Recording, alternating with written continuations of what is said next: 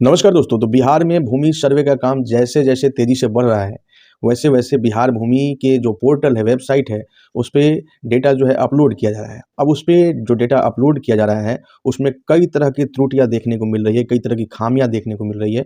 तो इससे ज़मीन मालिकों को कई प्रकार की समस्याओं को सामना करना पड़ रहा है। दोस्तों, इसी बीच राजस्व एवं भूमि सुधार विभाग के अपर मुख्य सचिव दीपक कुमार ने सोमवार को यानी 20 जनवरी को पत्र लिखकर राज्य के सभी प्रमंडलीय आयुक्त यानी कमिश्नर को और जिलाधिकारियों को यानी डीएम को निर्देश दिया है और कहा है कि जहां भी त्रुटि पाई जा रही है यानी जहां भी गलती पाई जा रही है उसका ऑफलाइन निष्पादन अंचलाधिकारी यानी कि सीओ करेंगे।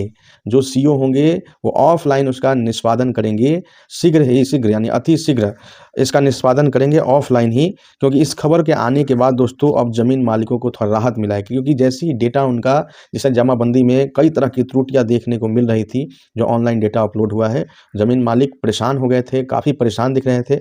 तो ये जो निर्देश जारी किया गया है 20 जनवरी को, उससे काफ़ी राहत भरी खबर उनके लिए है और बोला गया है कि जो अंचलाधिकारी हैं वो शीघ्र अति शीघ्र ऑफलाइन निष्पादन ऐसे त्रुटियों का करें। अब दोस्तों मैं आपको बताता हूं कि कैसे आपको आवेदन करना है अगर आपकी कोई त्रुटि ज़मीन वाले जो भी डेटा है उसमें अगर है तो दोस्तों बिहार भूमि पोर्टल का जो डिजिटाइजेशन के दौरान किसी अन्य मौजा की जमाबंदी की जानकारी किसी दूसरे मौजा में दर्ज हो गई है या दो से अधिक मौजा की जमाबंदी का एक ही मौजा में दर्ज हो गई है, तो दोस्तों ज़मीन मालिक अपने सीओ के पास यानी अंचलाधिकारी के पास ऑफलाइन आवेदन लेकर जाएंगे, यानी ऑनलाइन वाला झंझट खत्म।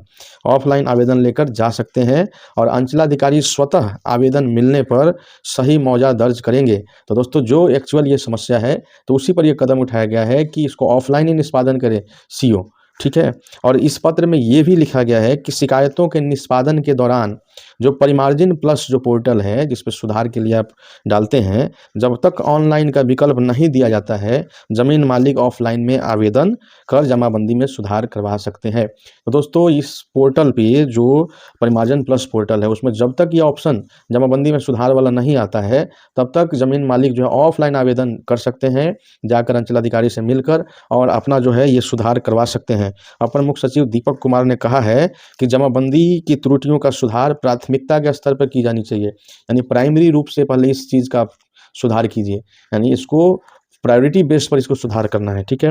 और इस प्रक्रिया में जो है राजस्व कर्मचारी जो हैं, राजस्व अधिकारी हैं और अंचलाधिकारी, इनकी महत्वपूर्ण भूमिका होंगी। जो आरओ हैं, सीओ हैं और जो कर्मचारी हैं, उनकी भूमिका महत्वपूर्ण होगी।